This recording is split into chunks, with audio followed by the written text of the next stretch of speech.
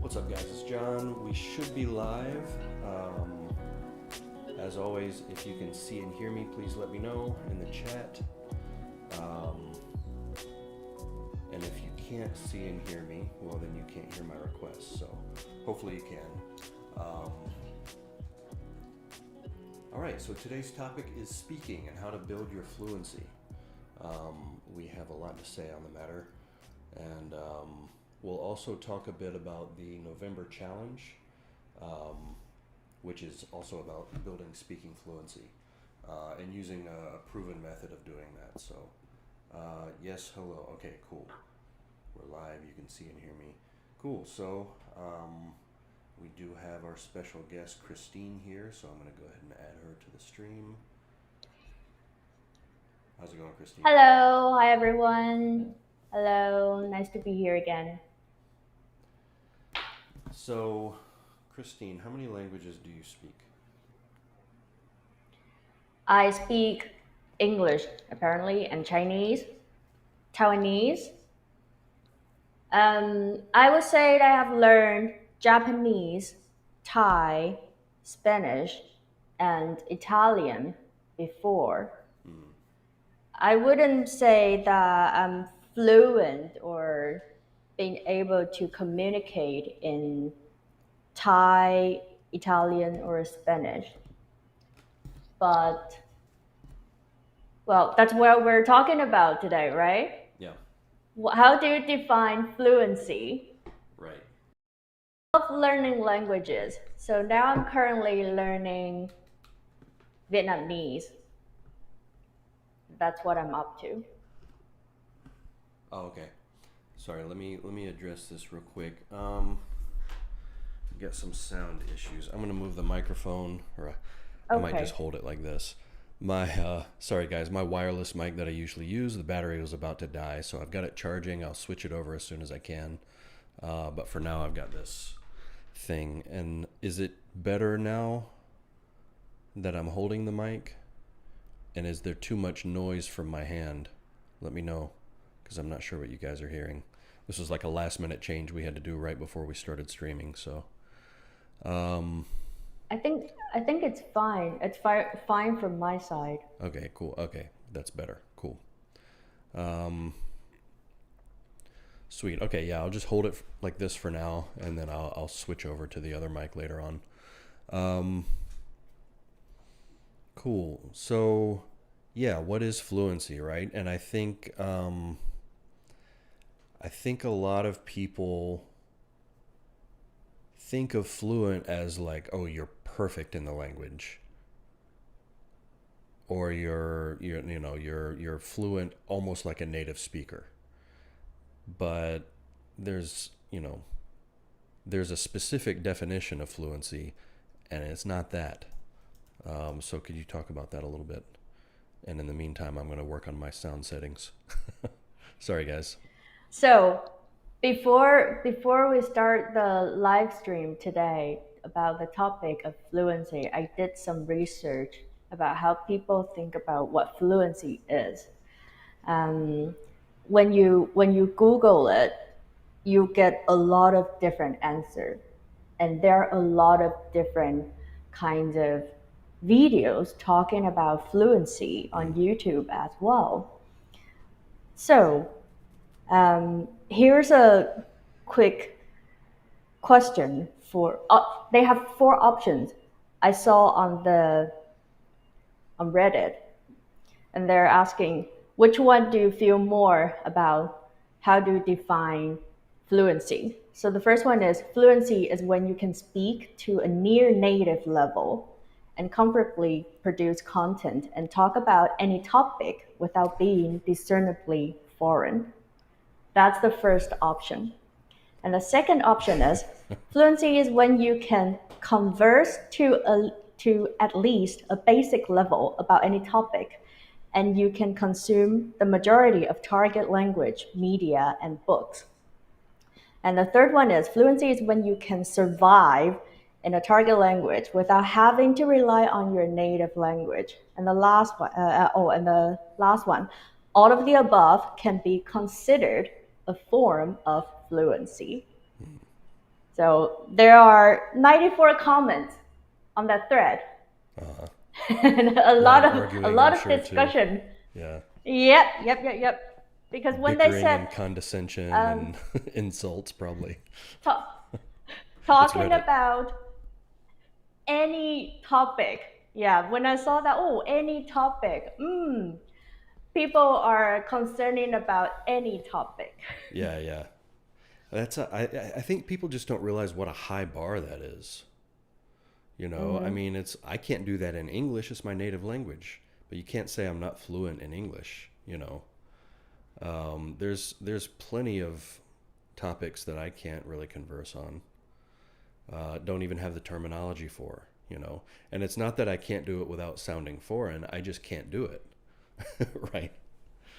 So, I mean, that's like a ILR 5 type of rating that people are talking about there. Talk about any topic without Right. being perceived as foreign. Like Hmm. that's rare. That's extremely rare. It is extremely rare, and especially even if your native language, you're talking about the topics that you're not familiar with and you don't have the terminology for that. Does that count that you're not fluent in your native language? Right. Yeah, that's interesting. So yeah, it's all of the above. Yeah. Or as we have here, fluency is expressing oneself fluidly. Yeah. Does it have to be Yeah. perfect? I, No. Does it flow? I mean, that's if you think about the word fluency, it's related to the word fluid, right? And so mhm. it's about speech flowing. Um, Not speech flowing perfectly, not speech flowing without mistakes, but does the speech flow, right? And Right. you know, as many people will tell you, you don't have to be perfect to get your point across and to get done what you need to get done. That's one of the things I really like about the ILR scale is that it measures your ability to do your job in the language, not your overall Hmm. ability across all disciplines in the language, but like, can you function in the type of job that you need to do in that language? That's a really, I mean, it's that, I guess, until you get to higher levels, 4 and 5, but that's a useful metric. Yeah, I think that's very useful. And when we decided to talk about fluency on this topic, I kept on reflecting on myself, especially for my language learning experiences. For example, for my English ability, Mm. like, does that count fluent? Do I consider as being fluent in English? English is actually my second language. Right. I'm not bilingual. And I got all confused as a language teacher, and I learned a lot of linguistics theories. Mm. I'm still struggling with all the terminology, like bilingual, multilingual, Oh, fluency, yeah, sure. fluent, all of them. And some of those will have different And meanings in different contexts, right? Like right, if you go exactly. if you ask any random person what does bilingual mean, they'll go, "Oh, you can speak 2 languages." But if you go to an international school and ask what bilingual means, they mean somebody who grew up with 2 native languages, right? Right. And so it depends on the context you're using it. Yeah, that's an interesting one. So it's, so I still let's go back to the common fluency equals to expressing oneself fluidly. Hmm. I agree. I totally agree with that. Yep. So we should stick with that Yeah. now. Well, Because 'cause that's reflecting, something you can target. You know. yes, Yeah, that's a definitely. skill. And reflecting to my language learning process, my native language is Chinese, and I first started learning English around age of 10 or 11. And then later, until I was in college, I started to learn Taiwanese, the dialect. So I learned English before Taiwanese. I learned Taiwanese more like a second language to me as well, or a third language. To talk about um, when I started to speak Taiwanese, English would pop up in my head. If I cannot find the words, I would switch to English. Then later I would realize, oh no, wait, that's not right. So this thing happened later when I was learning Japanese and Italian together, because I would say both of their level are equally low. So they would do a kind of strange code switch in between. Mm. Yeah, that'll definitely happen. Um, let's see. A polyglot doesn't have to have grown up with all of his or her languages. Yeah, for sure. Um, Generally won't have grown up with all of their languages. As an SLA teacher, I've always considered fluency to be the ability to speak freely without long pauses for thought, even if it includes grammatical or syntactic errors. Totally, yeah. Totally, Yeah. totally. I mean, I know plenty of people here in Japan who, have a really noticeable Japanese accent and they make grammar mistakes all over the place. But you can't call them not fluent because they work in English, they do business in English. Like it's enough to get done what they need to get done. And it rarely causes an issue except for, the occasional mistake that makes it hard to understand or whatever, but usually it's not really a problem. But yeah, I mean, going back to fluency as a skill, it's something you can absolutely practice, right? Yes, definitely. So how does one practice that? What are your thoughts on that?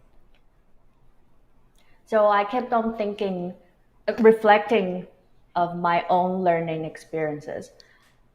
Like before the live stream for the past few days, because I know I'm gonna be in this now that we're doing the live streaming, I need to speak in full English. I need to express myself full in English.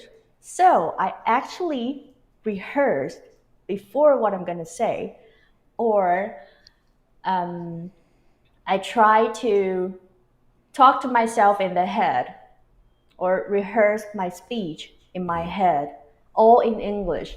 Just keep on going Yeah. and thinking about how I'm going to express myself, how I'm going to talk about this, and how I'm going to say this and express it correctly. I, see, so from the beginning until now, I haven't used any of the big words or any complex structure. But these are the ones I rehearsed in my head before. So that's one of the things I've been reflecting is that the way of myself being practicing fluency is that I rehearse the sentences, phrases, and ideas that I wanted to express in my head. Just keep on going, keep on doing it before I actually use it. And sometimes you don't even understand or you don't even remember what you rehearsed. But it's just Sure. that you get the practice in your head. Yeah, yeah. That's what I did. It's kind of like visualization for sports, right? I mean, it's um, like a few years ago. It's got to be 9 or 10 years ago now. Ash first started learning how to ski, and so he would come to Japan. We'd go on these ski trips, and the first trip we did, I think he had 3 days on the mountain. And so the first day was like a 2 hour lesson, like a crash course, almost literally, for how to ski, right? And but then after that, like we did some little easy, beginner slopes, and he would stand at the top and visualize himself going down the slope, right? And oh, when I get here, what am I going to do? How am I going to turn? Etc. And he would do that, and I was a little entertained by it. I kind of teased him about it a little bit, but he picked up skiing really quickly. Like it was impressive how comfortable he was with it by the end of the trip. Um, and it really worked. And it's the same with speaking with fluency. Like I mean, I did when I was in grad school. I had to give a paper. I forget the topic of the paper now, but I had to give it. I had to present it to all the other students in the class, and the professor, obviously. And so I had slides, a PowerPoint presentation, and I had to get up and give a talk on this research in Chinese. And I was so nervous about it, even though I was speaking Chinese all the time and had no real problem communicating. I'd never given a speech before. And so I rehearsed what I wanted to say verbatim um, several times. I didn't make a point to memorize everything, but I wrote it out and rehearsed it. And it's funny because in the moment with the stress and everything, I felt like nothing I'm saying is making any sense. Nobody's going to understand anything. I'm probably making a ton of tone errors and don't even notice it. Uh, and it turned out everyone understood me just fine. And, I got a good grade on the paper and whatnot. But having practiced beforehand, even though I was stressed in the moment, um, really, really helped. Kind of like visualization. Like Yes, gave me confidence to definitely do it help. without getting in my head too much. Hmm. We have a comment here. Yeah. To learn a language, yeah, it's not to master it, but to develop one's own idiolect. Yeah. Yeah, that's a good point. Um, everyone has so an idiolect, right, is like a variety of the language. Um, and everyone has their own whatever it is. I have elements of my accent that are still very much like deep south, Gulf Coast English. A lot of people don't notice them except for certain words. Um, but after that, I moved elsewhere and my accent changed. And over time, like, I have my own accent, I have my own way of talking. If you were to have enough of a corpus of me talking, which I guess we could go back through all the Outlier videos and get transcripts and feed them all into Chat GPT, it could imitate exactly the way I talk, right?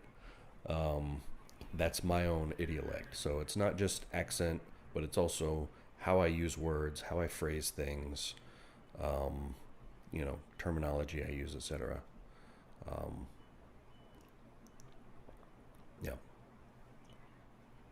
So when you use it, when you started to learn a second language Mm. or a language that's not from your native language, how do you practice fluency? Um, early on, I didn't. I think I made the same mistake a lot of people make, and I talked about it last week that people think of language learning as basically intellectual, right? So you read, you study, you memorize, and then it just pops out, right?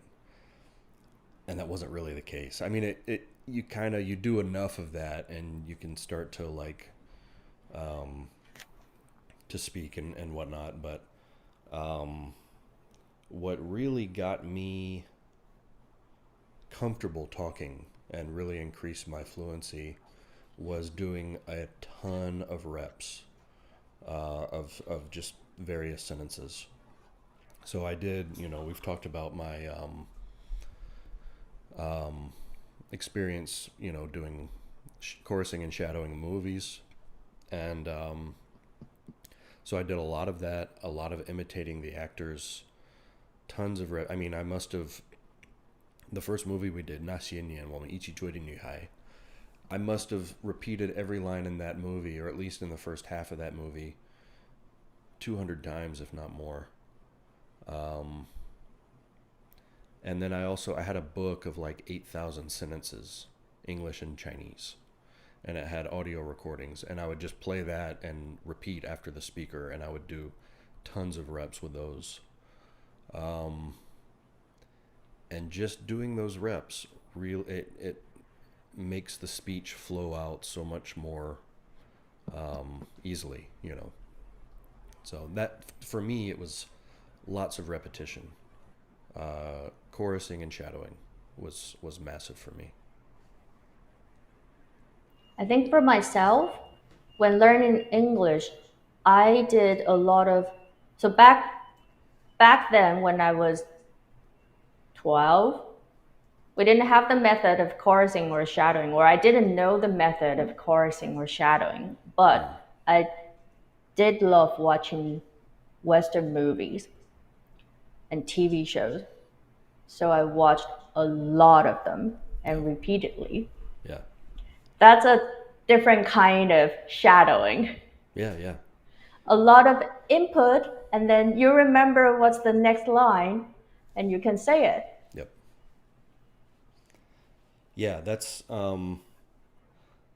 kind of why I was doing the chorusing and shadowing with movies, is because I had so many conversations with people in Taiwan who like I remember this one specifically.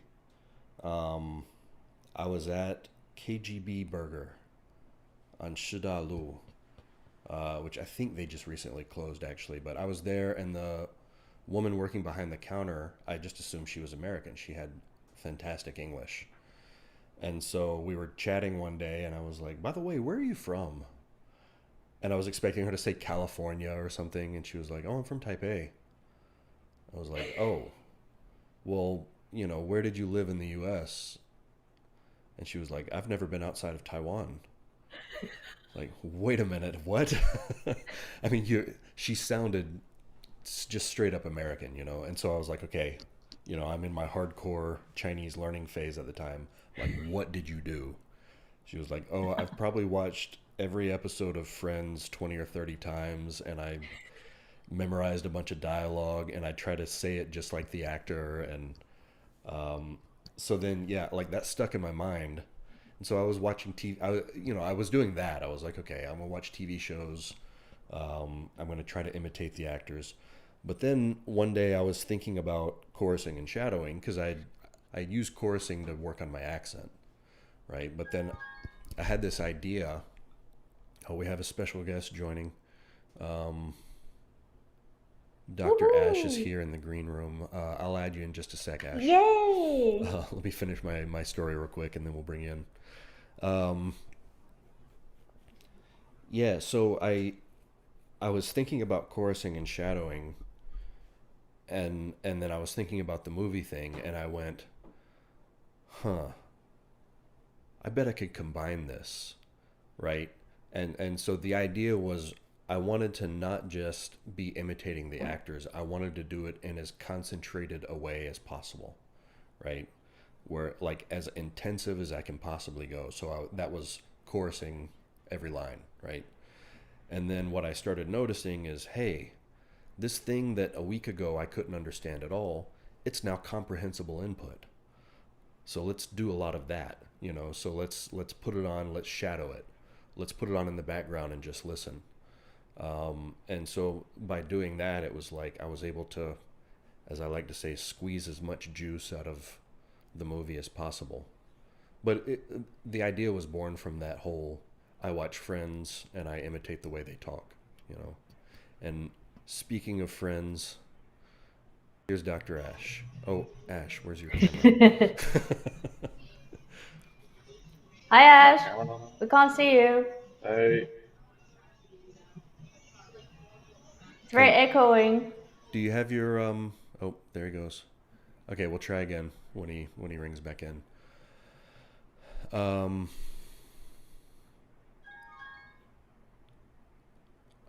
go. Ash, you got a camera? I do. I don't know why.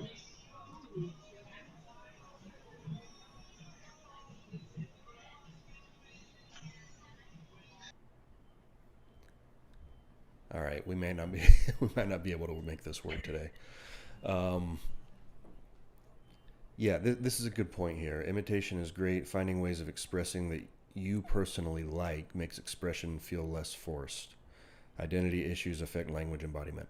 This is a good point. Like, you need to find. This is one of the good things about movies and TV shows is you can find characters that you want to sound like and practice imitating them. All right, let's try Dr. Ash again.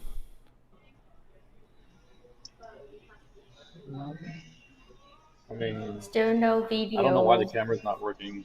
Okay, well that's Can you hear me?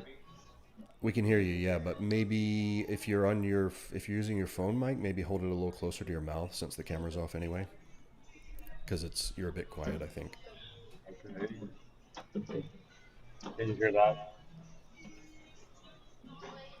There's an echo in the background. Yeah, there's some like background noise.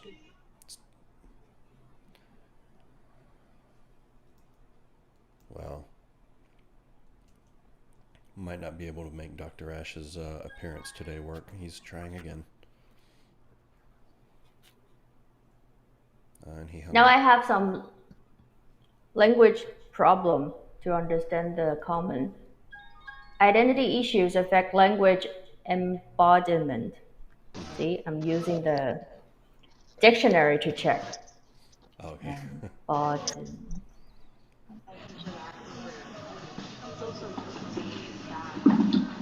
Oh, that's a totally cafe background. Coffee shop sound. Yeah. Consider as a white noise.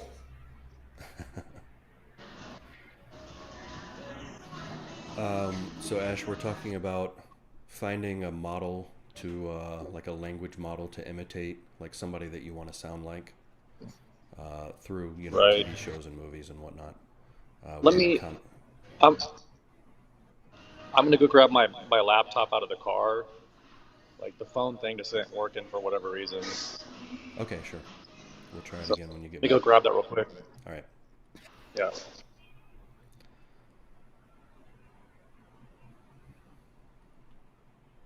So back to that comment about the identity. I actually did. Um, so my thesis topic when I was in London was actually about multilingual's identity. Mm, That's also another very interesting topic that we can talk about. But I think you need to be fluent first, then you can actually represent your identity, right? Otherwise, it's not the it's not the same. right. Yeah, definitely the higher your level, the easier it is to express your identity for sure. Um,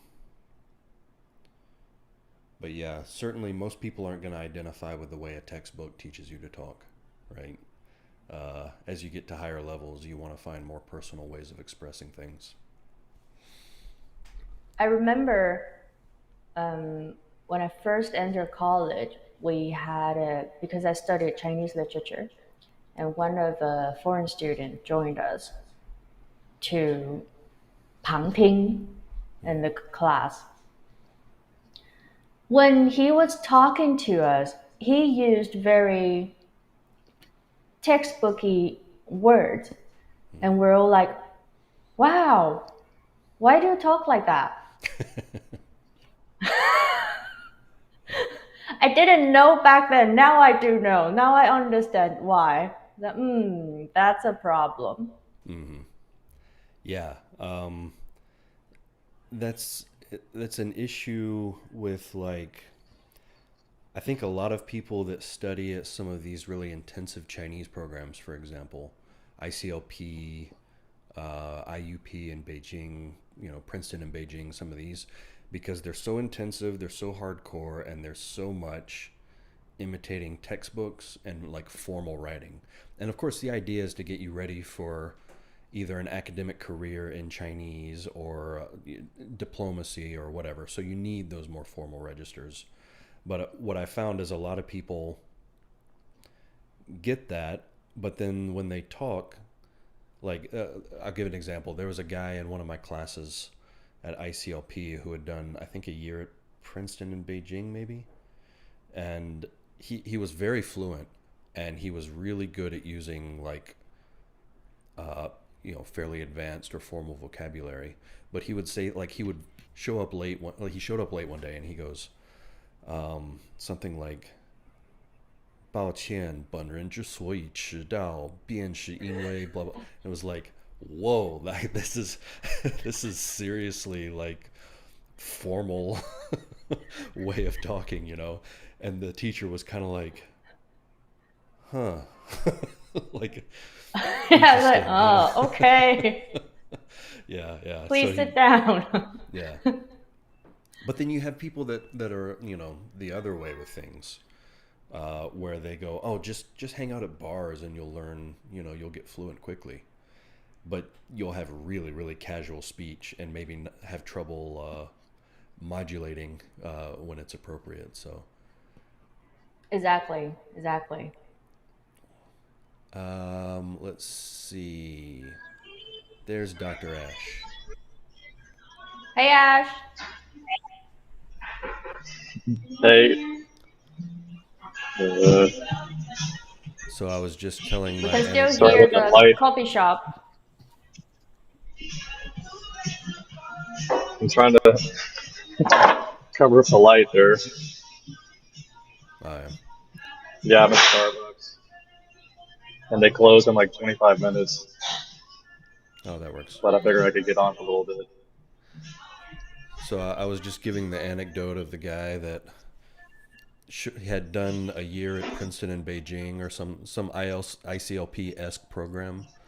And when he was in my class at the Uh huh. NTC, he showed up late and goes, 抱歉，本人之所以迟到，便是因为 blah blah blah blah blah, and it was just like way overly formal, right? And it was Right. a result of just way too much focus on textbooks and whatnot. Right. 无之所以 Yeah, 迟到的原因在于 yeah. You'll hear statements like "you sound like X," which can be disheartening for some, for sure. One of my things, I've told this several times before, but people would say, "Oh, did you study in Beijing?" Or like, "Oh wow, your Chinese is so good, you sound like a news announcer." It's like, well, that's not what I'm going for. If that's what you're going for, that's fine, but that's not what I was going for. Um, on the other extreme, away from the high level classes, can you talk about teachers' expectations for accuracy when students are just beginning? How to choose what to focus on? Christine, I think that's your domain. basically zero. So I think I have to say every teacher or every school has different standards for that point of view. But for myself, I think communicate is the key. Being able to communicate in the target language, that's what I'm focusing on. So my standard comparing to other teachers about accuracy, for example, for pronunciation, I think Ash wouldn't agree with me on this. But for pronunciation, if you have 80% or 85%, not even 90, then I'll say it a pass. If people can understand you, and that's fine. But there is a later issue that will come up. So if I don't correct you from the beginner level for your pronunciation, for your tones, once you fossilize, it will be harder to correct later. That's an issue. So it is really hard for teachers to adjust or to decide to to make the balance between being fluent, being able to students being able to express themselves, and you need to correct them. So so we only pick up major problems or major errors that they need to focus on and not interrupting the fluency. So I would say that's for the beginner level. And for higher level, do we need to talk about higher level? Let me see. Uh, yeah, No, for it wasn't. accuracy. Yeah. If there's no major grammar issues, then I think it's a pass. It's fine as long as um, people understand what you're talking about. So that's my answer for that. In my experience at like ICLP, um, you're basically on your own. The teachers, I think they want to correct your tones, but if they're not already about 90% accurate, they just give up because they don't know what to do. They don't know how to deal with it. Like if they tell a Taiwanese kid, "Hey, that should be third tone," the kid will immediately start saying it correctly, and a foreigner will do whatever they're in their mind the third tone is, which may or may not have anything to do with the actual third tone. Yeah.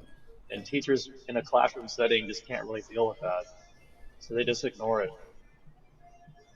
Yeah. Yeah.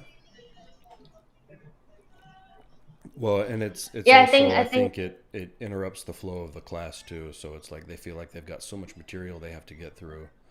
If we stop and correct every little mistake or every little pronunciation error or whatever, you're never going to get anywhere. It it's actually so as a learner, if you're a beginner, if it were me and I was restarting my Mandarin, I would spend at least 3 months doing nothing but pronunciation until I totally had it down before I ever started into trying to talk to people. Because otherwise, what's going to happen, and I know this because I've done it a million times, you're going to learn it wrong, you're going to fossilize the error, and then it's going to take years to fix it. So it, if you, especially if it's your first language that you're learning, like, oh, I'm wasting all this time on pronunciation. You're not. That pronunciation will affect everything you do the rest of your life, literally. Yeah. And like pronunciation is the first thing people notice. Like I had a person I knew that spoke with really good tones. I had crappy tones, but I knew characters better than him. But so what? Nobody ever knew it. It never comes up. Like the chances of you and some other foreigner writing at the same time for a native speaker, that is never going to happen unless you enter a handwriting contest. But you know what they notice every single time? They notice your pronunciation every time you open your mouth, Yeah. like every single time. Yeah. So, and there's a concept I have I call it language credit. And language credit is your overall language performance when you first meet somebody. And so, and you think about it, somebody walks up to you, puts their hand on your shoulder, and go, "Hey, how are you?" Immediately, you're probably like, "Uh-oh, this person's English not very good. What do I do? I'm getting nervous." And then you'll probably start talking loudly to them or something. But if they walk up and they say, "Hey, what's up?" If you're an American, you'd feel really comfortable with that. Yeah. And and that's the language credit. So when and the thing that affects language credit the absolute most is pronunciation. I mean, grammar is important too, but if you pronounce things 100% correctly, even if your grammar is completely messed up, people can figure out what you're trying to say. If your grammar is perfect, but your pronunciation's bad, almost nobody knows what you're saying. Yeah. So let that sink in. Yeah. There's definitely a threshold, and above that threshold, you're pretty easy to understand. Below it, it's a struggle, and it doesn't have to be a perfect native accent, but there is a definitely a threshold below which native speakers struggle to understand you. Um, and it also, like your language credit thing, I think it's a good concept to keep in mind because like um, people like if somebody uses some slang or an idiom or something and they have just awful pronunciation, you might not even understand what they mean because it's like you're not You don't expecting. believe that they know it. Yeah. Yeah, yeah, so you're not giving them credit for knowing how to use it correctly, and so it just doesn't process, or it might take you a second to go, wait, how does he know that, like. Whereas if you have a great accent, nobody's going to be surprised when you use slang and stuff, and as long as you use it correctly, people will understand it. um,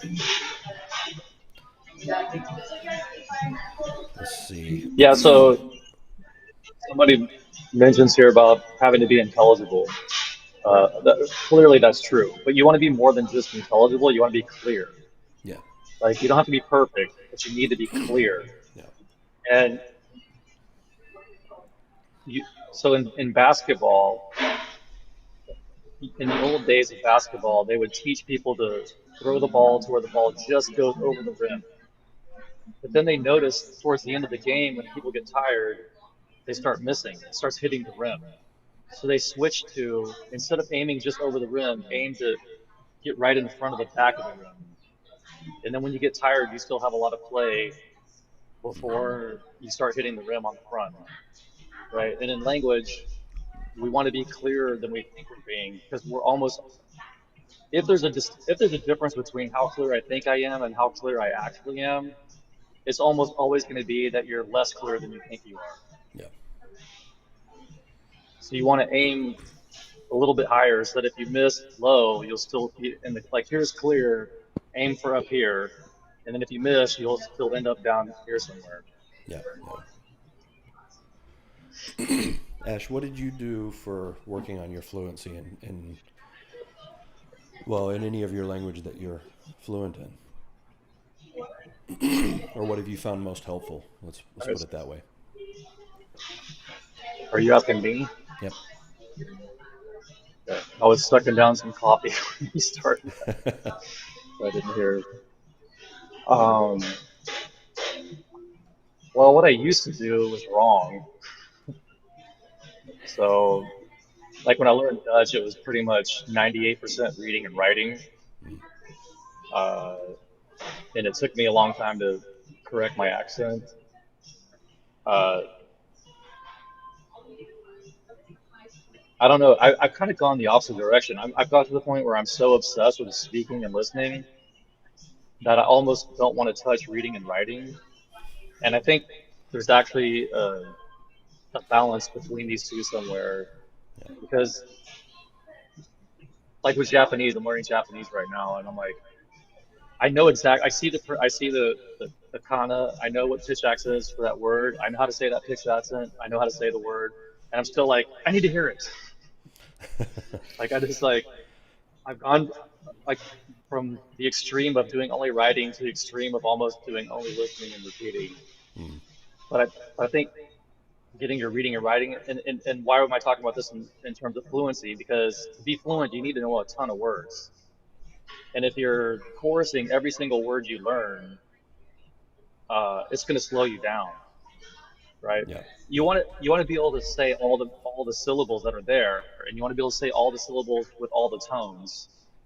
Because I noticed when I was fixing my tones that it wasn't equally easy to say the same syllable with different tones. mm, Like so, sometimes I could say like sh, but not sh.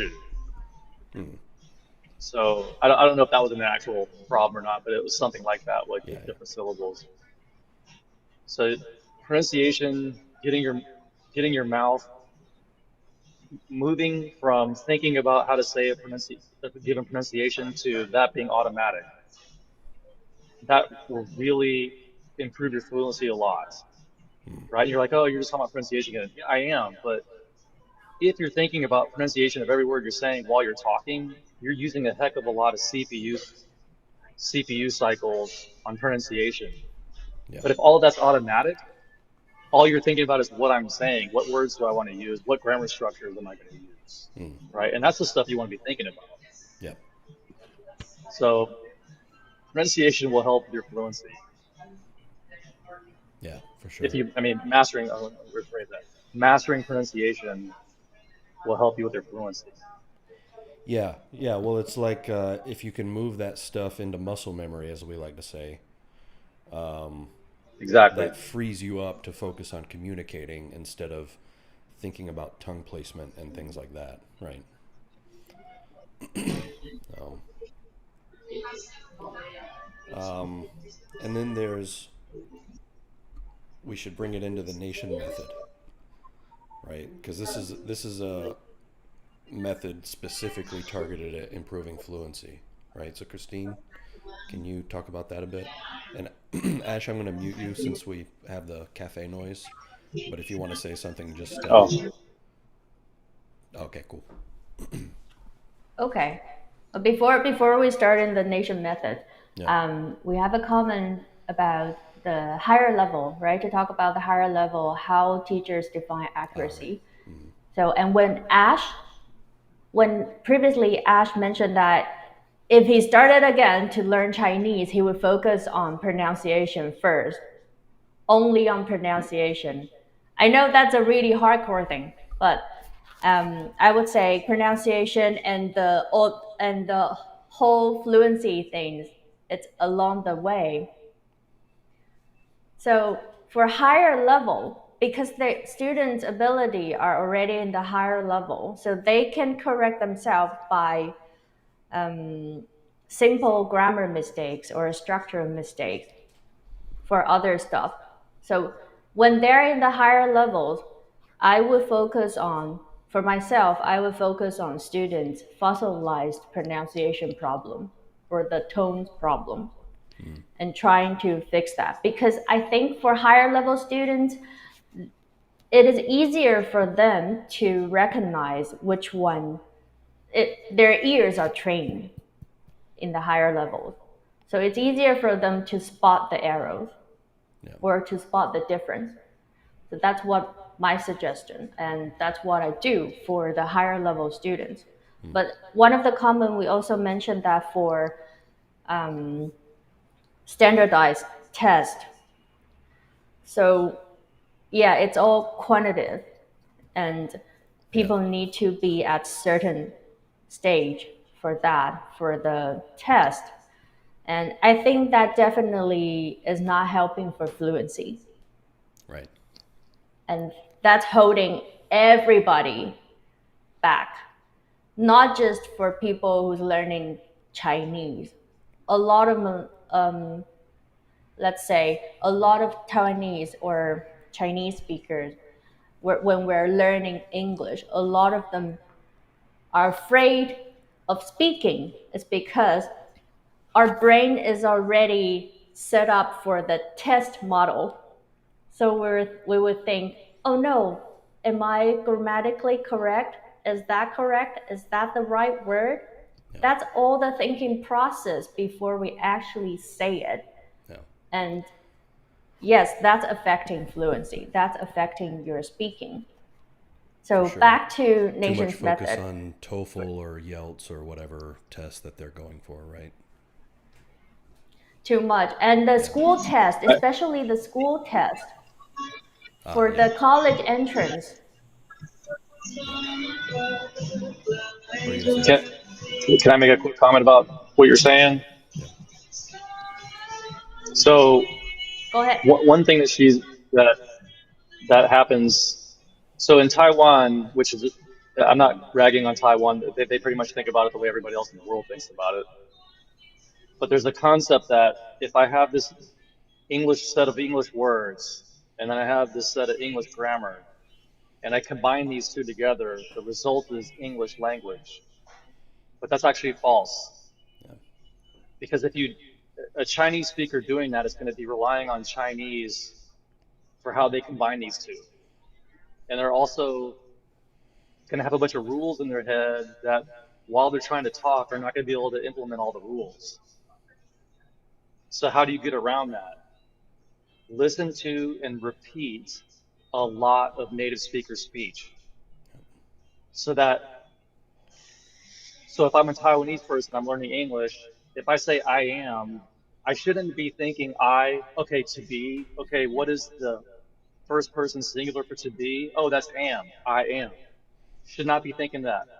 You should have said I am so many times that you want to puke just to hear it again. Yeah. Seriously, you want to be saying I am this, I am that, I am a Taiwanese, I am from here, I am doing this. And you want to say it so many times that once you say I am rolls off your mouth without your brain even being engaged. So the way you gain that is by listening to and repeating. Now, somebody brought up the point of basically having your own way of expressing yourself. Okay, that's like a higher level kind of thing. Like you need to follow native speakers on lower level grammar. And once you've mastered lower level grammar, in other words, I can say I and I don't have to think about am, or I can say I want to go and I don't have to think about, oh, it's want to, but people say wanna. I just say I want to go and I don't think about it. Right. Once I get to that level, then you can bring in your own expression, right? And your own expression is going to come from one place is that there's two sets of vocabulary everybody has to learn.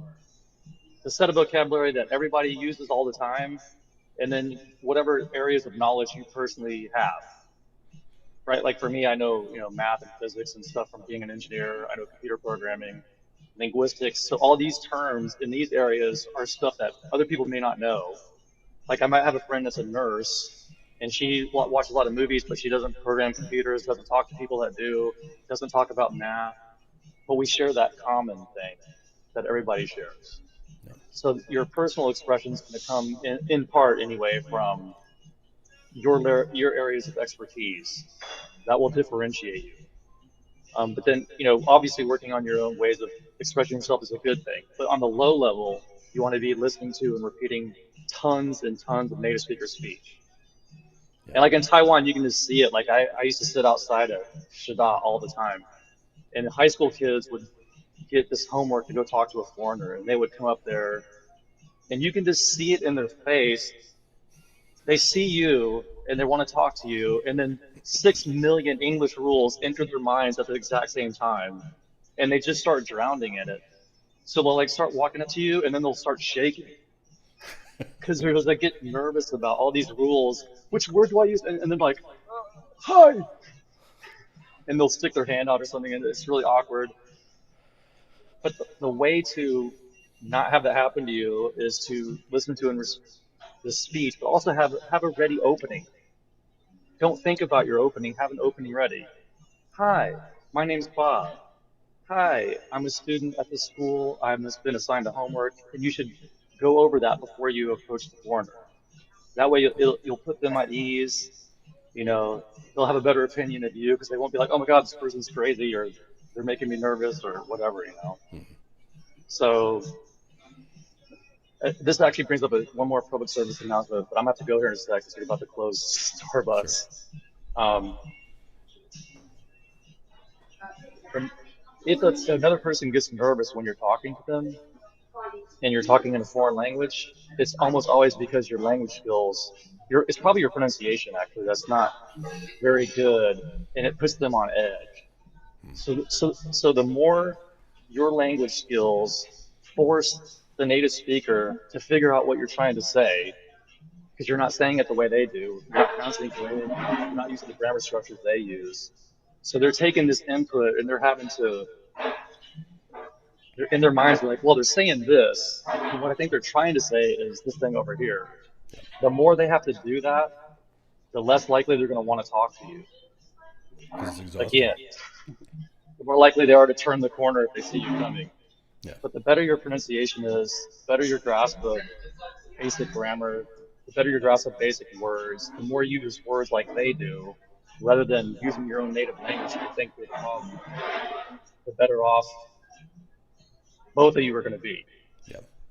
So pronunciation is important, basic grammar important. You get that by listening and repeating a ton of times. Yeah.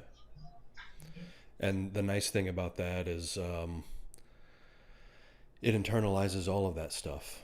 That like listening and repeating will fix your pronunciation. It'll fix your grammar. It'll fix, like, if you do it right, It's about as close a thing as you can get in language learning to a panacea.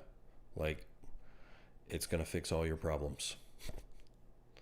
Except for it won't fix your handwriting, but all of your speech and listening Okay, problems. All right. Thanks, Dr. Ash. I got to Thanks for go. popping in. Like we're closing up here. Yep. Okay. See ya. Thank See you. ya. Bye. Yeah. So All right. not super surprised that Ash wanted to focus on pronunciation there. But he's totally right. I mean, everything flows from that because what is language except for sound patterns, right? This is something we talk about a lot. Is like even grammar.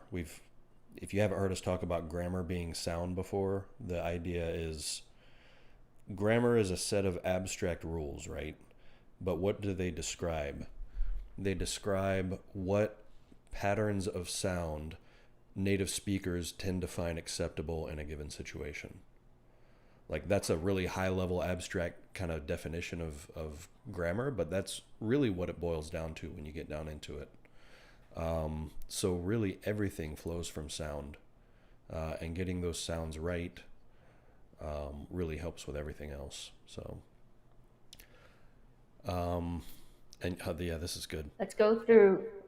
Yeah. Analogy is that a concert pianist couldn't play if they had to think about every key as they press them or what each finger is doing at all times. Absolutely, you can't. Like, well, I talk about the practice room analogy, right? Like you and I talked about this yesterday, I think, Christine. Yes. But so when I used to be, once upon a time when I was a musician, I played a lot of jazz. And jazz, if you're not familiar with jazz, it's like mostly improvisation. So you have a set of chord changes that everyone's going to play, but each player sort of improvises over those chord changes as you're going along. And it's like oversimplified definition, but anyway, jazz is a lot of improv.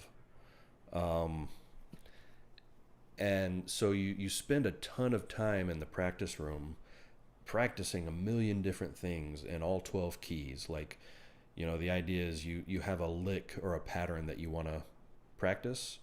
So it could be like da ba da ba da da, right? But you're going to play that pattern in all 12 keys. Ba ba da ba da da da da da da da ba da da da da ba da da da da, and you're going to do it so many times that it just comes out naturally, right? And so what people would say is whatever it is you've been practicing, when you go out and perform, don't think about it, because thinking about it is going to trip you up. Just like this concert pianist thing. If they start thinking about where their fingers are going, they haven't done enough practicing, right? And if they do that, they're going to trip over themselves or their fingers are going to trip over themselves. But the idea is that you practice it so many times in the practice room. When you go on stage, the things that you've been practicing find their way into your playing automatically without you having to think about it. So you don't go up there consciously thinking, oh, I've been practicing this lick and I'm going to play it when we get to this chord and this tune. Like, that's just not going to work most of the time. But if you just play, that lick will naturally come out because you've been practicing it so much. And it's the same with sentence patterns. It's the same with pronunciation. You have a dedicated practice time, or call it your practice room, and then when you're out talking to people spontaneously, it'll find its way into your speech automatically.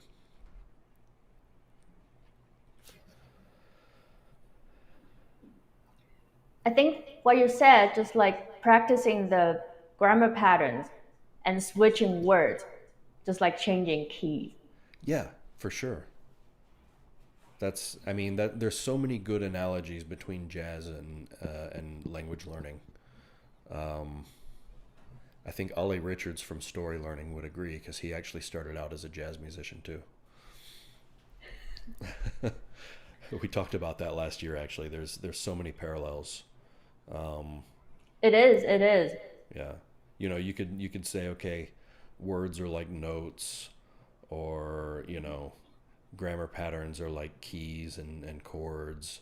I don't know. There's a bunch of different, analogies you could use, but the fact that speaking on the fly is so improvisational, just like jazz is. Like there's a lot of parallels there. But yeah, So you need a lot of practice. yeah, so that's a good transition to talk about the nation method. I think we finally gotten there. Yes. So what kind of practice is it? Can you talk about it a little bit? Because this is for anyone who's considering doing the November challenge with us.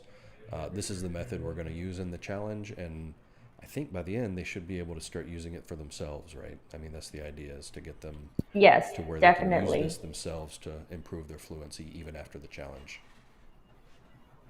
So Paul Nation is a very famous ESL teacher, and he came up with four strings when developing language proficiency and language abilities.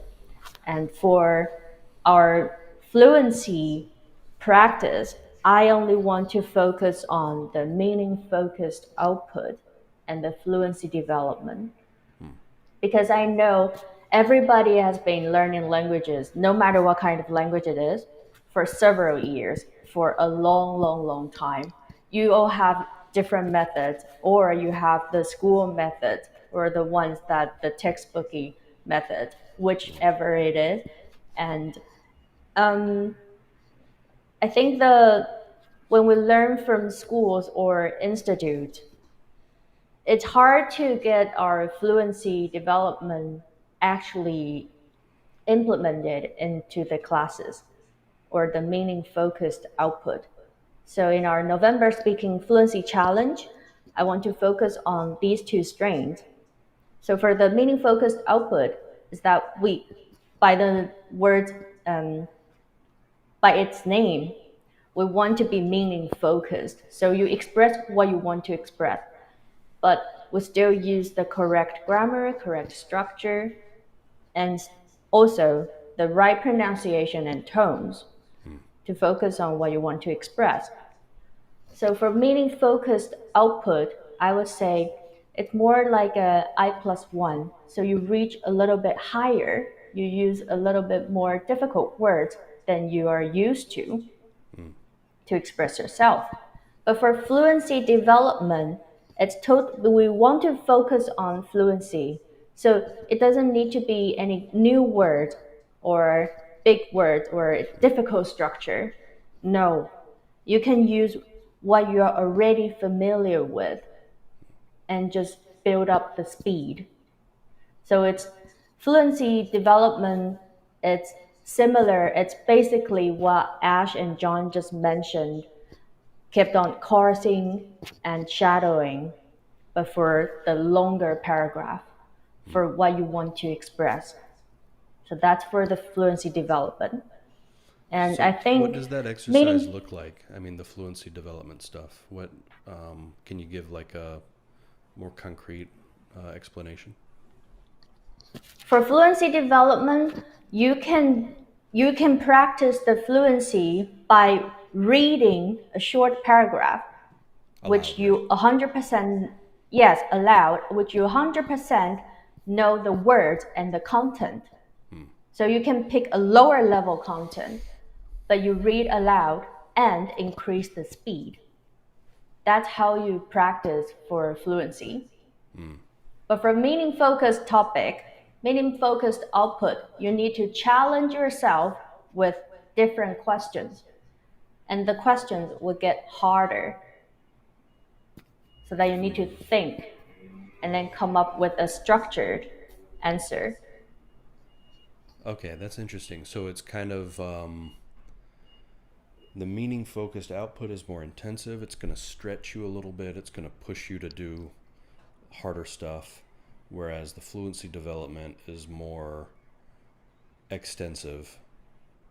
You're doing more stuff that you already know how to do, right? So it's kind of like the Yes. balance I was talking about last week in the live stream of like intensity versus volume. right? So Yes. Yes. the stuff that pushes you, that challenges you to use more advanced vocab, that's the intensity, right? And then the volume would be the fluency development practice.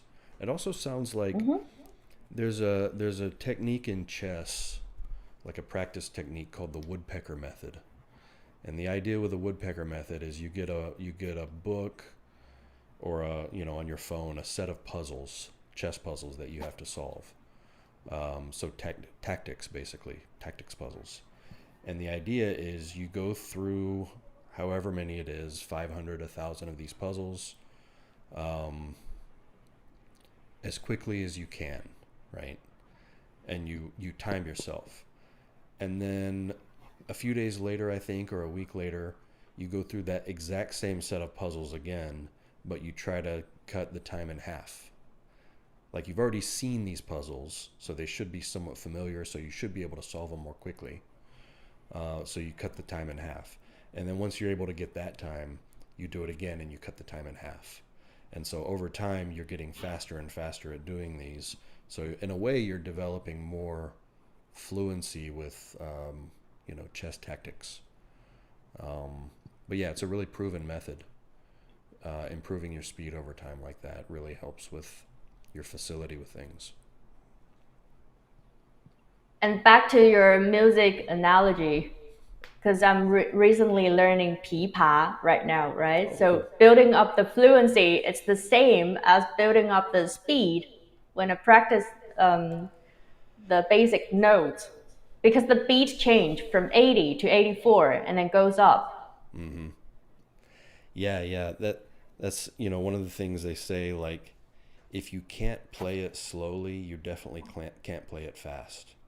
And a lot of people want to go fast when they're learning how to play or whatever. They want to do it at full speed, and they feel like they're getting it. But then if you cut the tempo in half and they try to play it at half speed, they don't have it. And so it's like you're probably not playing it as well as you think you are at full speed. It's just that you don't have enough time to notice all the mistakes because you're going so fast, right? So yeah, that's a really common practice method in music too, is to start very slowly and increase the speed over time until you can do it at full speed. So Um, Speaking from practicing starting from slow to fast, for Chinese, for any kinds of language, I would say starting from very slow speed is the best way to help you to correct your pronunciation yeah, and tones. yeah, focusing I on one think syllable at a time, for example, yes, really yes, nailing or it. trying to pronounce or enunciate the full vowel of that word, Mm, because you will tell the difference between individual words and the full sentence. yeah, yeah. If you don't allow yourself to fudge it because you're speaking at full speed, and so you can kind of gloss over maybe your vowels aren't quite right or whatever, but if you slow it down, you really notice. Um, And a lot of the pronunciation training course, even for native speakers, we started with a very, very slow speed. But that's for correcting pronunciation. yeah, But you need that first, then to build up fluency, and then to speed up.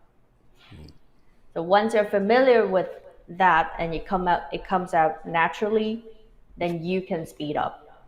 yeah, So for fluency development, we have reading the we have the practice of reading easier text, read it out loud and speed up. And we have answering several basic questions. So that's also doing a kind of practice that the answer comes out instantly, naturally, mm, that you don't need to hesitate or think about it. mm, So it's the same set of questions, but you can practice that with 2, 3 times or even more until you're happy with your outcome. mm. And eventually, you can just answer those questions very easily and fluently. Yep. So that's another practice for that. Yeah, that's a great approach. Um, it's it's just like, well, it's similar to that visualization thing we were talking about earlier. Like you've already put yourself in that situation, so the next time you put yourself in that situation by answering the same question again or whatever, you're ready. You're more ready for it. It's familiar territory. Um, Yes. so yeah, that's and then the more of that type of practice you do in your practice room, the more comfortable you're going to feel in real life situations when you run into stuff that's similar to what you Yes. practiced. So, oh, that's great. This is going to be a good challenge. I'm excited. I want to see how everybody speak. Yeah. So how's the challenge structured? We've got 4 weeks, right? So what's the breakdown there? So each week we will have one exercise or one task that's focused on the meaning focused output practice. And we will have one or two more activities that's focused on fluency development. And throughout the whole week, you can pick which one you can pick which day you want to start, or you can schedule it according to your own schedule. And after you finish the exercise, we fully encourage you to submit your recordings to the community so that everybody can share. And we have the peer review. We want to we want you to practice how to listen to other students answer and give comments or raise questions to be actually engaging in a real communication or in a real conversation. Hmm. So that's what we conduct for the 4 weeks challenge. So we're looking for this to be a more interactive challenge than some of our other ones are. Um, More involvement between students and whatnot. Um, Here's a good question: what level should one be at to consider the challenge? I would suggest GSM 1 to GSM 2. If you are in GSM 3, that's okay too, because I'm sure for the meaning focused output, you can come up with harder answers or more complex structures. But for fluency development, I think it's the same. Okay. So if anyone who's not familiar with the GSM levels, probably about a HSK 2 or above. HSK 2 to 4, Yeah. I would suggest. Mm. If Yeah. you're above to join, I would assign you as the assistant for the class. But I'm sure, like even at higher levels, there's still something you can get out of it because Yes, just definitely. because I knew plenty of people that scored high scores on like the TOEFL exam that still struggled to speak, but they got the high scores because their reading was really good. They knew a bunch of Chengyu, etc. So really, it's like if you're at HSK 1, it's probably going to be tough.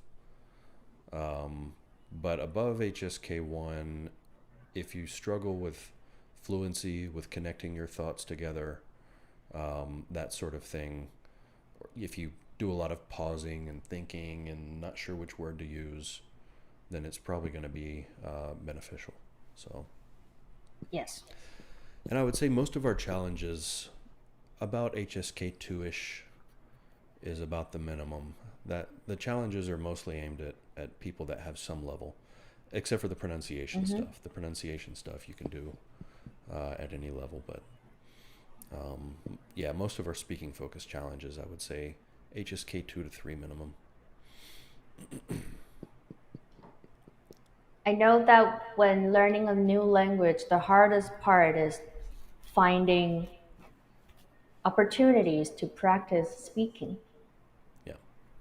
So this is also very exciting and like a new way that I want to try with all of you because you based all of you are based in different areas. And how can I help all of you together to improve your speaking? Yeah, that can be a struggle. Like, I mean, especially, a lot of our students are kind of self learners. And if you're not living in country, even if you are living in country, it can feel difficult to find very many speaking opportunities aside from like going to the convenience store or ordering food or whatever. Because if you're not at a higher level yet, it's like we were talking about earlier. The more native speakers struggle to understand you, the less likely they're going to want to talk to you for an extended period of time. But yeah, certainly people that aren't in country, unless you're paying somebody, a tutor or something, or unless you have a language exchange where you meet up and do one language today and a different language next week or whatever. It can be really tough to have speaking opportunities. So I yeah, this also should be a want to fun one. use this opportunity to encourage all of our learners that you're not alone and you're not that bad. Be confident. You're pretty good. People Yeah, yeah. understand you. Yeah, I think a lot of people get in their heads a little too much, and especially I think Ash and I talk so much about perfecting your pronunciation and things like that, but it's sort of like the basketball analogy he was giving. We want to encourage people to aim really high so that if they don't get there, they're still in a good place. So we encourage perfection, but that's just because we want the best for you guys, and not that we're expecting perfection, obviously. Yeah, and I'm here saying that, oh, you just need to reach 80%. It's fine. I understand you. Yeah, yeah, yeah. That's I think a lot of our students are better than they realize and more able to communicate than they Yes, realize. yes. Yeah. So yeah, this will be a good one though. This is pretty exciting. I should probably My Chinese is rusty. I should probably work on it myself. Maybe I'll go through some of the exercises too. Pick the paragraph you like and then just read it out. Yeah, yeah. Um, is there what else do you think people need to know? Is there anything else that people need to know about the challenge? Um, I think don't worry about your level. Hmm. When you join the challenge, you can always find the suitable material for you to Hmm. practice. And there's no pressure or anything that don't give yourself too much pressure on it because we Hmm. would just want to build up the fluency. Yeah, yeah. Says I like to find graded text with audio. Maybe you have suggestions. I use Do Chinese sometimes. Do Chinese is really good. Um, and I know their founder and a few people on the team. They seem like a great bunch of people too. So yeah, totally recommend Do Chinese. You could also use our podcast. Now it's meant for listening. It's Yes. called the Get Listening Mandarin Podcast. Um, but you've got free transcripts in the community, right? So you can use that as your text and the podcast as the audio. So there's definitely that too. It's free. It's not in an app the way Do Chinese is, but it is. There's a lot of material. It's graded. There's 5 different levels, so you can find a level that you're comfortable with. Find one level lower that you can use for like extensive practice or fluency practice, things like that. And then you can find stuff one level higher that's going to challenge you and take more time to work through. Um, so yeah, recommend that If it's too. only for if it's only for reading, we did one reading challenge before, Mm. and all of the reading content were designed graded. That was also interesting. Yeah, that was a good one. Which month did we do that? Do you remember? Um, I'll find it real is quick. it Um, May. April? May, Yeah, it May. was the May Reading Comprehension Challenge. So we'll do that again in May this coming year. That's a really good one. Tried the first podcast, but the vocabulary isn't the same as I'm learning. That's probably, I guess, the first episode. Yeah, maybe try different topics. Yeah, so that's a foundations level episode, Yes, which we've done more yes. of those than any other level. So so they're not sequential. You don't have to do the first one before moving on to the second or whatever. Just find another episode at that level, and maybe you'll find one that has more of the vocab that you're accustomed to.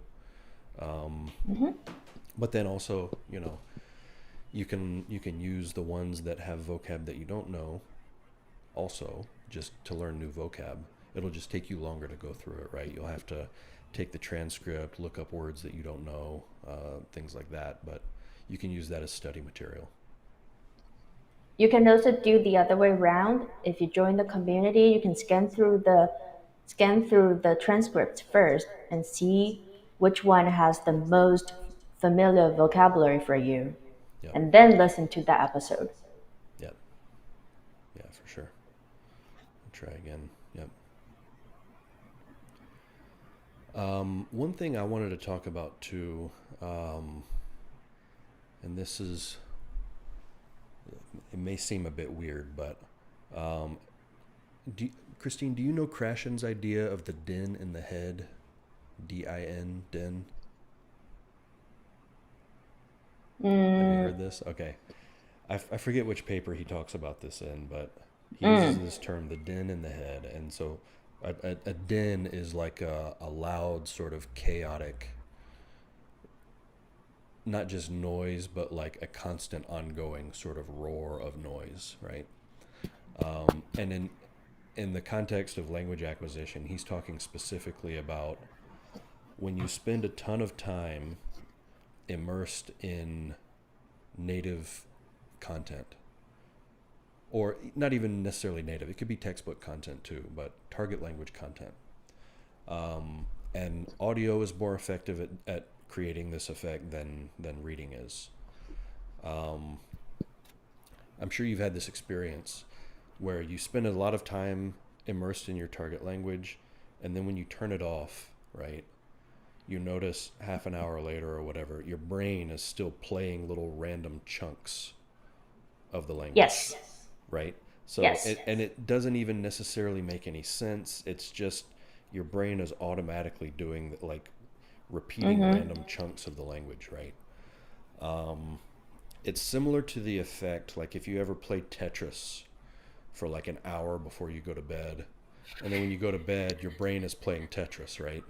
It's the same type of Yes. effect. And so what that is your brain has just gotten a massive amount of input that it's probably not used to. And so it's trying to sort through and make sense of all of that.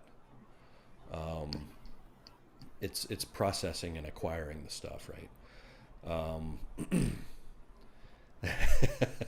This is Yeah. really, really effective for creating unending, unavoidable din. Yeah, that's for sure. You'll have catchy songs playing in your head all the time. Uh, And sometimes it will come up with strange parts. Why do I have that part? Which one? Which song was that? yeah. So what I found when I was living in Taiwan and I was like doing this movie thing hardcore, after I would process through the movie, doing chorusing and shadowing and all this, once I understood the whole movie, I would put it on in the background while I was doing other things. So I would be like at a coffee shop, either doing homework for grad school or working on a translation project or something. And I would have like Na Xian Yan or Shrek, the Mandarin version of Shrek, or just something in Chinese playing in the background, right?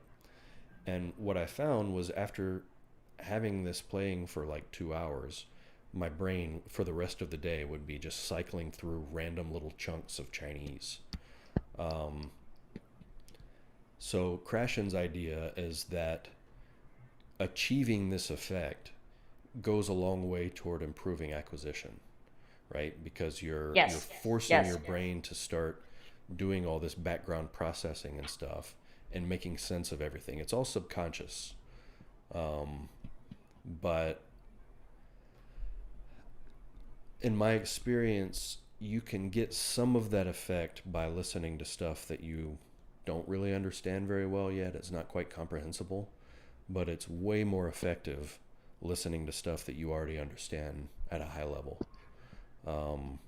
So just a little piece to throw out there that I found that super helpful in improving my fluency as well. And it's a bit it feels very abstract because it's like random brain noise, right? It's not dedicated practice, but I found that actively going for that effect every day seemed to also really improve the way I was able to speak and express myself, and how fluid everything was. So when you mentioned that din in the head, okay, for our November speaking challenge,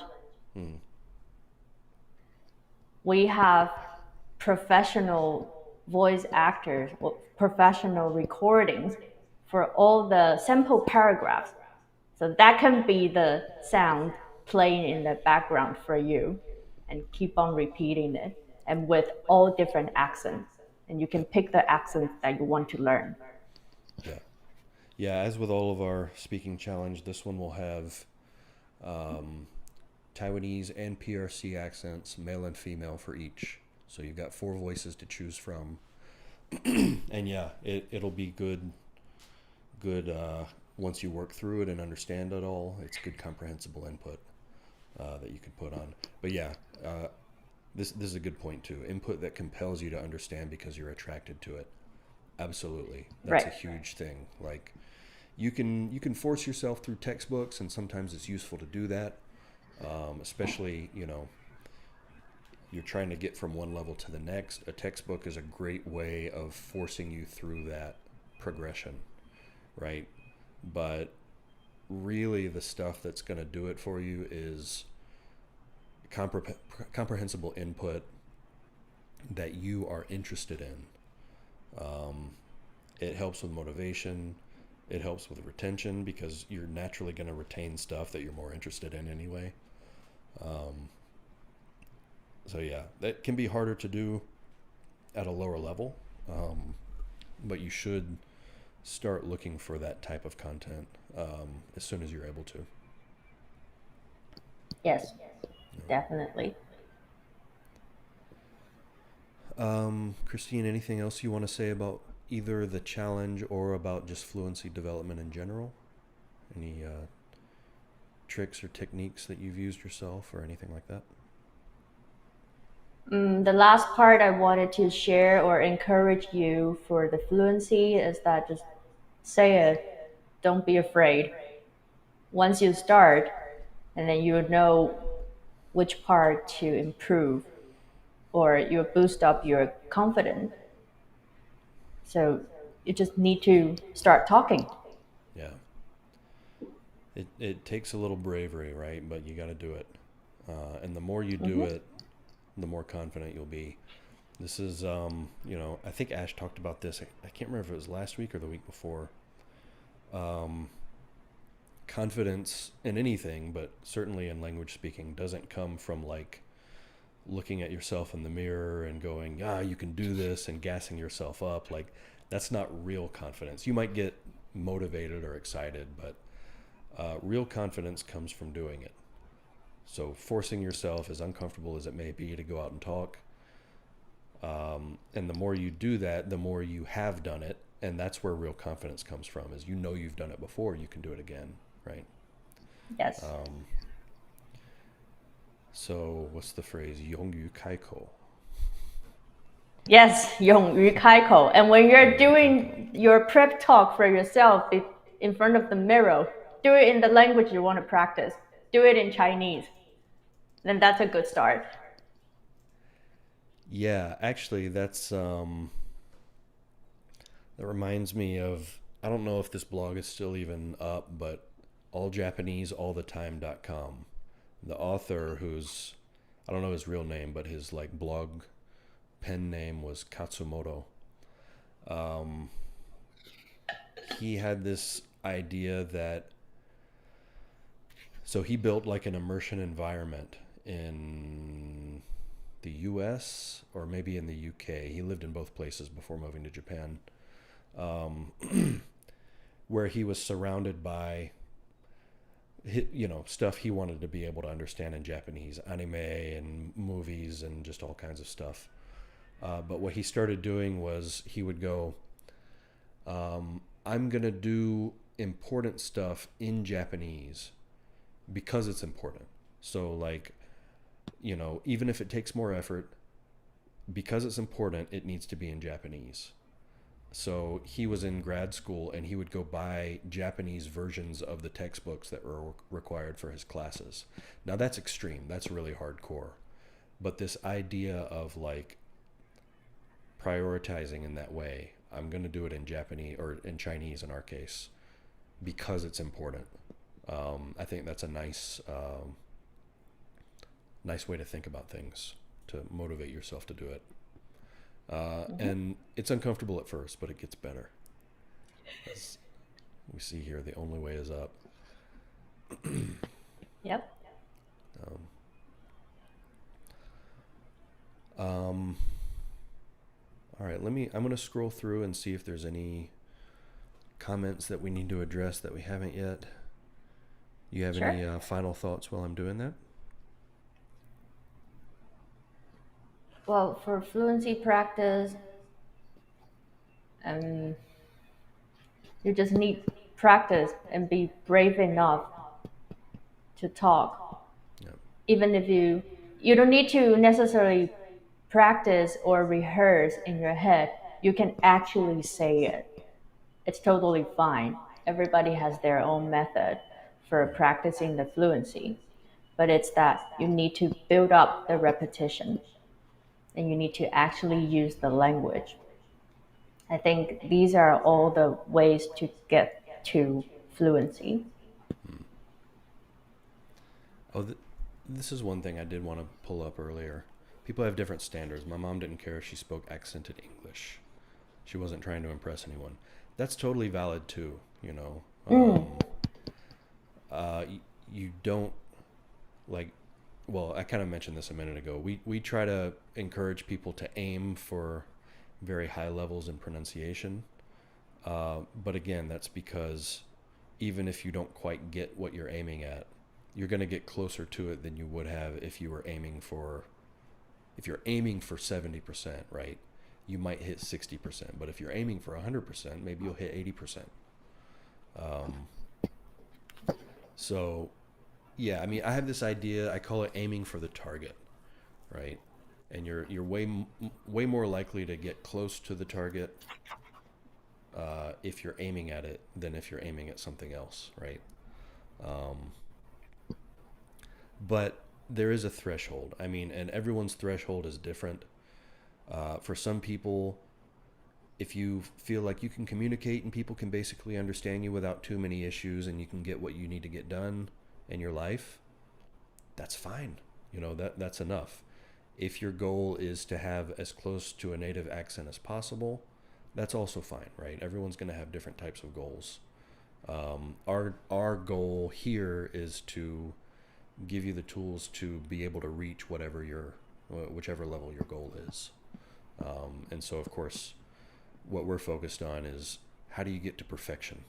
Because if you use those same techniques that'll get you to perfection, then they can definitely get you to wherever your personal goal is along that path. Yes, yes, exactly.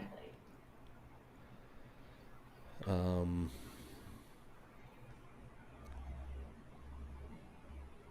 was a scammer, so is his spiritual successor Matt and his buddy Ken. They've had quite a lot of controversy, right? I don't know a whole lot about it, so I'll refrain from saying much about it. But Yeah, for sure. I've seen a lot of controversy, but I do think the AJAT guy had a lot of good ideas, regardless of his, um, you know, financial We controversies. only pick up the good parts. Yeah, yeah, for sure. Yeah. It's not an endorsement for sure. I do think, like, I found him before he was selling anything. He just had a blog. Um, and I found a lot of the info on his blog useful. But then, yeah, later he started selling stuff, and I heard a lot of dissatisfied people, for sure. A lot of dissatisfied people, Hmm. and a lot of people that weren't able to get their money back. Um, so, yeah, not an endorsement, but there are some good ideas there. It's almost impossible to lose your accent. Um,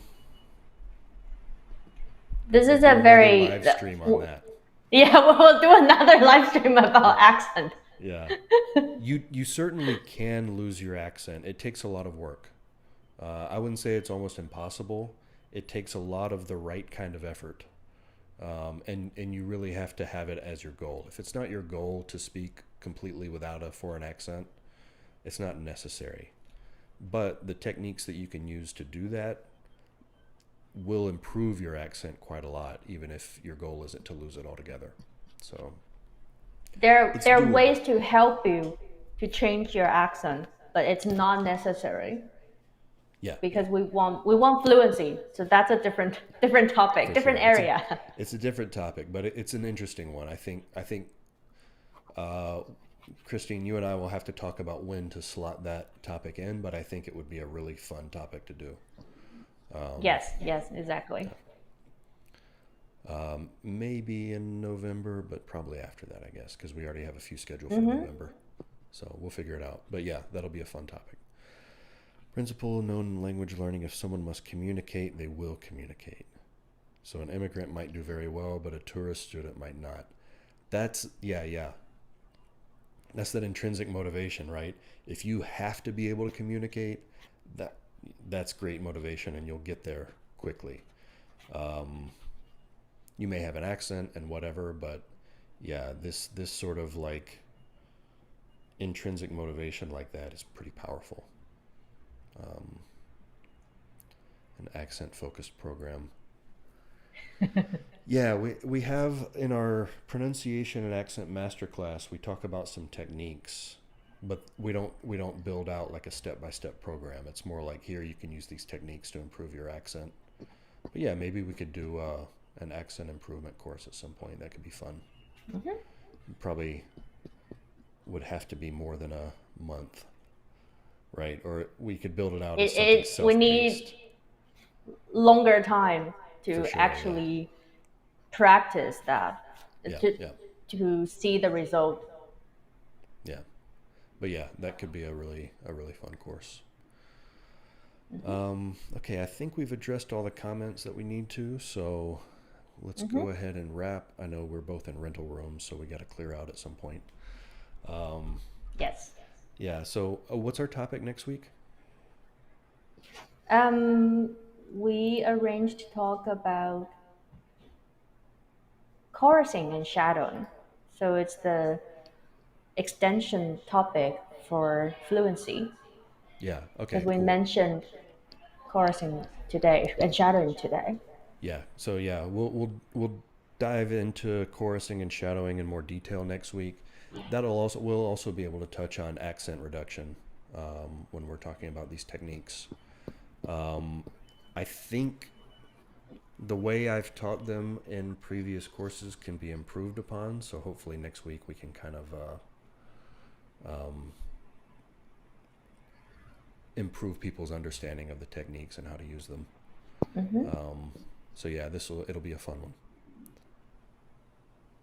The intrinsic motivation shouldn't get people stressed out. It's great to be a tourist student. Oh, for sure, yeah. And as a tourist student, you can still get to a very useful level. It's all about consistency. It's just that the motivation might encourage more consistency. And Hmm. if you don't have that intrinsic motivation, well, it comes down to discipline, right? Um, Yeah. but you can reach just as high a level, for sure. Hmm.